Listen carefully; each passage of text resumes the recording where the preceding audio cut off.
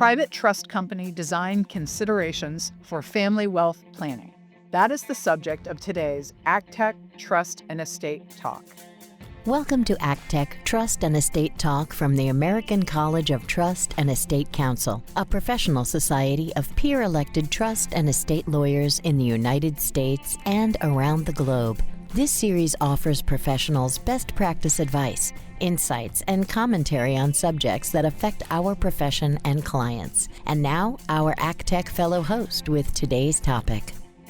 This is ACTEC Fellow Julia Meister of Cincinnati, Ohio.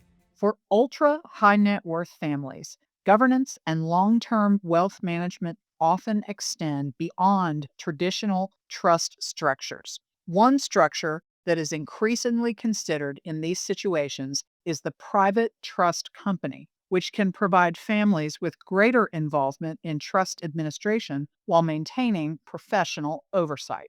ACTEC Fellow Elise McGee from Chicago joins us today to discuss key considerations when designing a private trust company, including how this structure can fit within a family's broader planning framework. Welcome, Elise. Hello, thank you so much. And I want to just start off by saying, what is a private trust company, or PTC for short? Well, I think most of you probably know a PTC is an entity typically owned by a family that serves as a trustee of family trusts. And the question I get a lot from clients is this: should my private trust company be my family office? And the answer is typically no. Rather, the family office entity is typically separate and distinct from the private trust company and provides support to the private trust company pursuant to a management services agreement.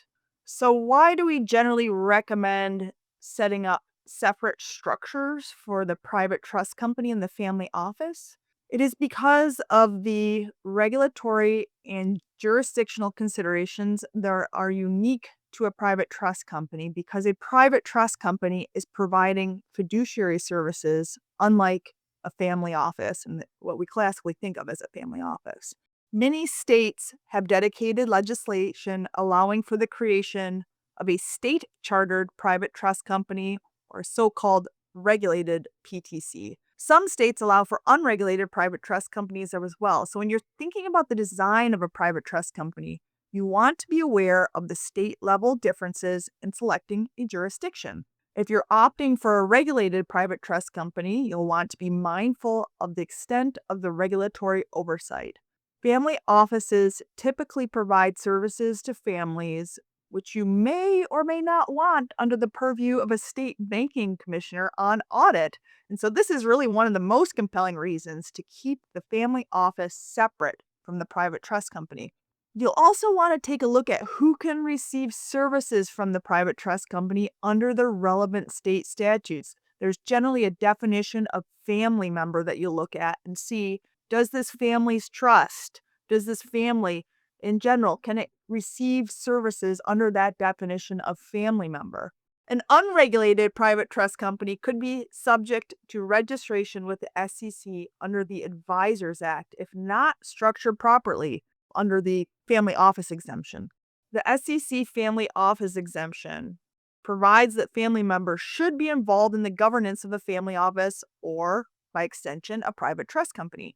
If you are a regulated private trust company, you qualify from the bank exemption from SEC investment advisor registration, and therefore do not need family members to participate in the governance of the private trust company. So again, a key consideration: if you want independent decision makers, you may be forced to be in a regulated private trust company structure.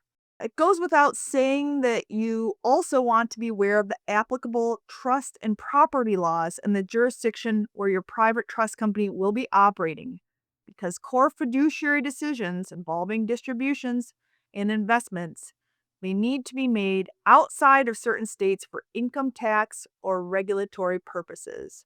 So make sure you're not violating state banking laws by conducting unauthorized trust business in other states. And this is perhaps one of the most important considerations for when you're designing a private trust company, but it's important to select a jurisdiction that's convenient and desirable for PTC decision makers to travel to. If you have family members being involved, obviously, in the jurisdiction, they may have a strong jurisdictional preference for skiing or for sun. So, that is, if you're required to bring people together at jurisdiction, that is a very important consideration. In some cases, the private trust company may need to register to do business in another jurisdiction, which may create an undesirable tax nexus to that state. This is true, for example, if a private trust company is named as an executor of an estate or needs to respond to litigation or otherwise file a court action in another state. And as we all probably know, some states severely restrict foreign fiduciary activity in their state, so you need to review those reciprocity considerations carefully. When setting up a private trust company in a jurisdiction, you'll want to be mindful of other filings such as workers' compensation, local licensing, employment tax, things like that.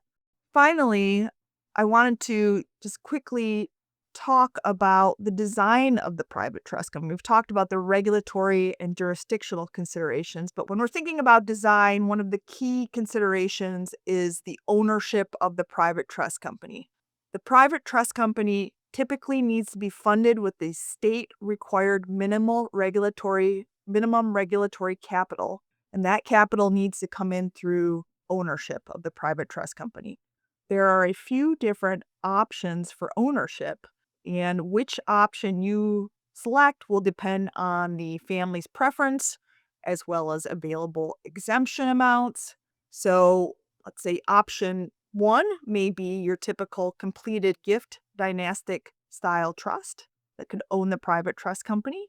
Option two is an incomplete gift trust with the settlor as a beneficiary of that trust. Option three may be outright ownership of the private trust company. That typically goes hand in hand with an amendment committee at the private trust company, which would make decisions to amend the tax sensitive decisions and provisions under the private trust company operating agreement. Option three is really an existing trust, option four is an existing trust where you're decanting from an existing trust or using an existing trust as a non-voting owner of the private trust company. And the last option that we talk about today is really becoming more and more common, and that's the use of a purpose trust to own the interests in the private trust company. There is significant variation, and that's really, as I mentioned, going to depend on the family's goals in setting up the private trust company.